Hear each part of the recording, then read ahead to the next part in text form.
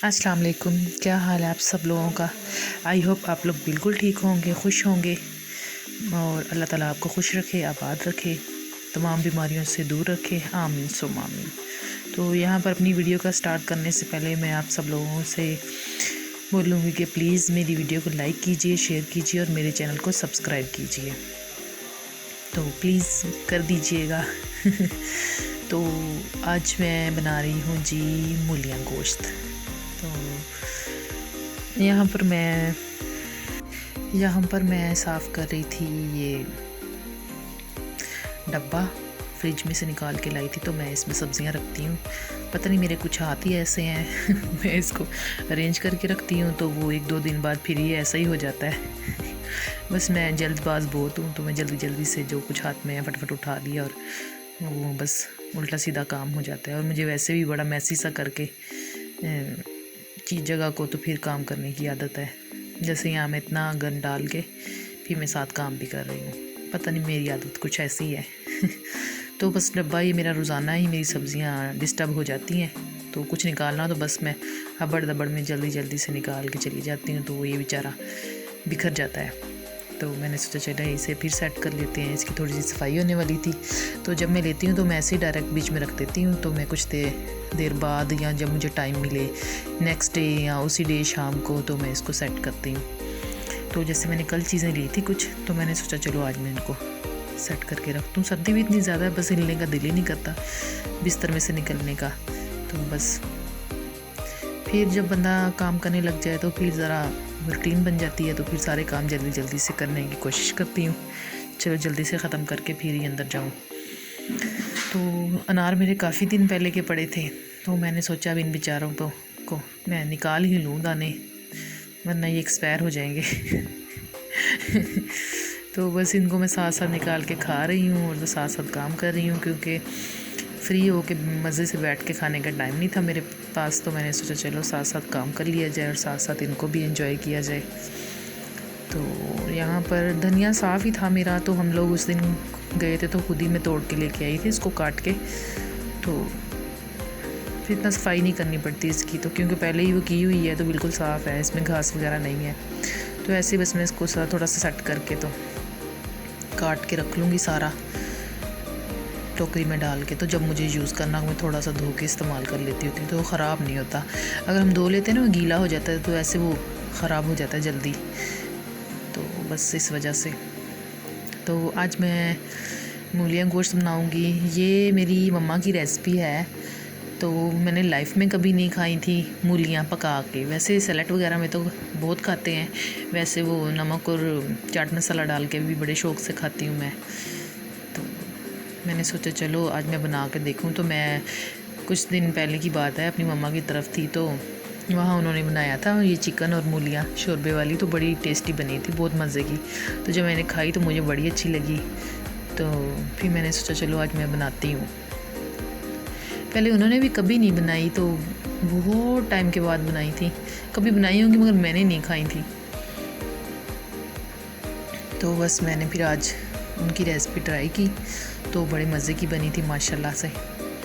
तो बस यहाँ मैं जल्दी जल्दी से अपने काम ख़त्म कर रही हूँ कि मैं जल्दी से फ्री होके जाके फिर बिस्तर में बैठ जाऊँ। सर्दियों में तो सबकी यही कोशिश होती है कि हम बस जल्दी से यही काम कर लें। तो माशाल्लाह मेरी मम्मा बहुत अच्छे खाने बनाती हैं। मैंने कुछ दिनों तक उनकी तरफ जाना है, तो इंशाल्लाह मैं ज़रूर आप लोगों के साथ शेयर करूँगी। तो माशाल्लाह माएँ तो वैसे ही बड़ा अच्छा खाना बनाती हैं।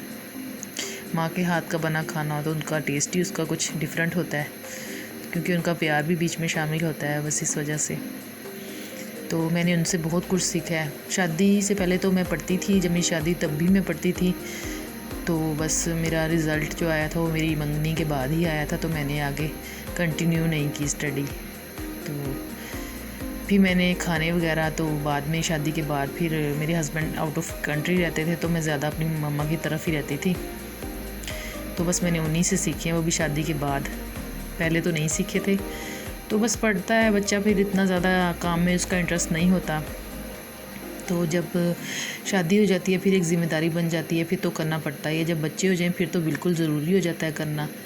तो फिर ये लेज़ीपन सा ख़त्म कर देना चाहिए, वो तो खुद ब खुद ही हो जाता है।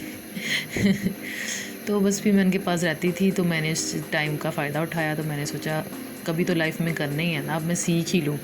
तो फिर मैं उन्हीं से कुकिंग मैंने सीखी है। कुछ मैंने नेट से सीखी है, जैसे आजकल बड़ा जदीद दौर है माशाल्लाह से, जो कुछ भी हमें नहीं पता चलता तो वो फ़ौरन से यूट्यूब से निकाल लो या गूगल कर लो तो पता चल जाता है। तो ऐसे ही काफ़ी रेसिपीज़ मैंने नेट से भी सीखी हैं और काफ़ी ज़्यादा मैंने अपनी मदर से सीखी हैं।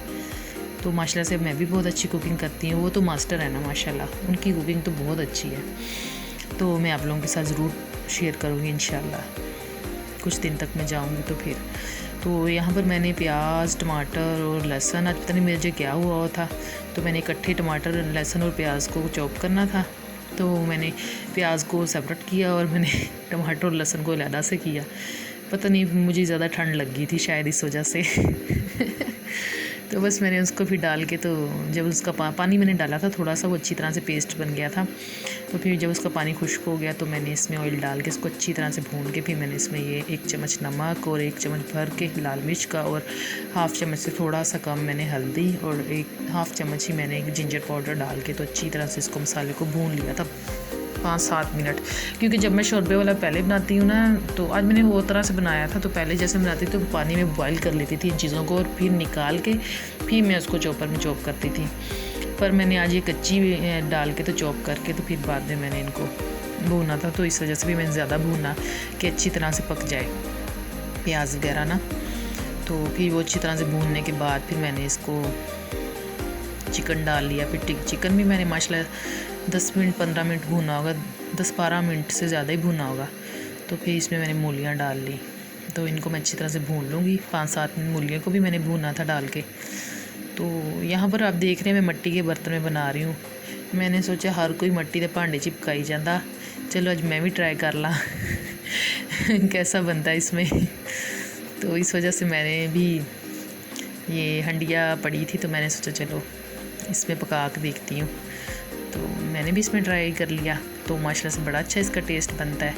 तो ये देसी हमारा है कल्चर, ये मिट्टी के बर्तनों में खाना पहले ज़माने में लोग इसी में बनाते थे और यकीन करें इतना टेस्ट होता है इसमें बना हो खाना, तो माशाल्लाह से डिफरेंट होता है बिल्कुल।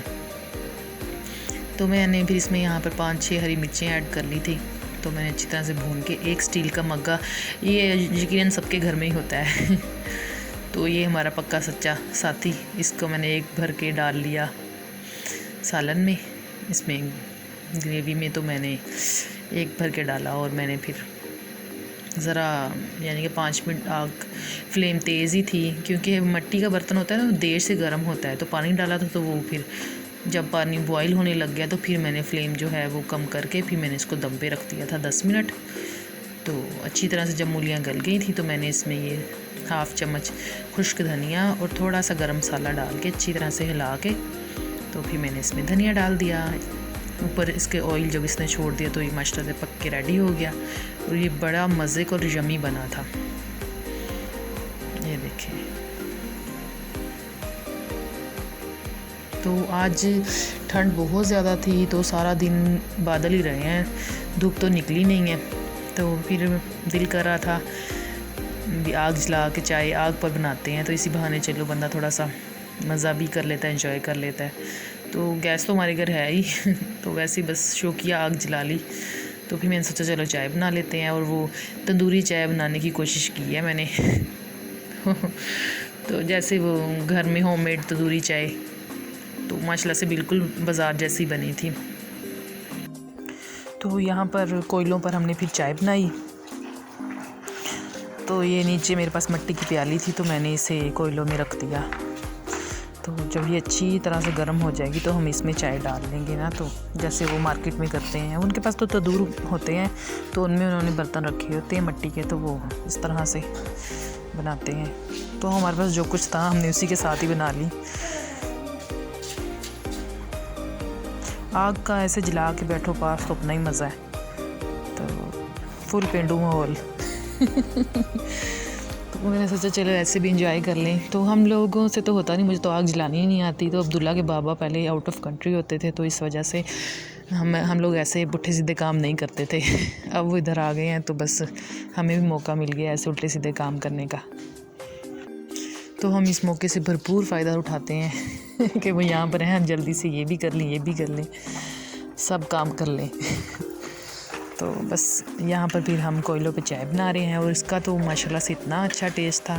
तो ये उन्होंने ही बनाई है, मैंने उनकी वीडियो बनाई है। तो यहाँ फिर बड़ा बर्तन लेके उसमें फिर प्याली रख के तो चाय उसमें डाल ली, तो इसमें मिट्टी का टेस्ट भी आ जाता है, तंदूर टाइप बन जाती है। ये तंदूरी चाय बोलते हैं इसको। तो ये है जी होममेड तंदूरी चाय। तो माशाल्लाह से बड़ी टेस्टी बनी थी। तो ओके जी, अल्लाह हाफिज़। मेरी रेसिपीज़ को ट्राई कीजिएगा, तो माशाल्लाह से आपको पसंद आएंगी इंशाल्लाह। ओके जी, दुआ में याद रखिएगा। अल्लाह हाफिज़, टेक केयर।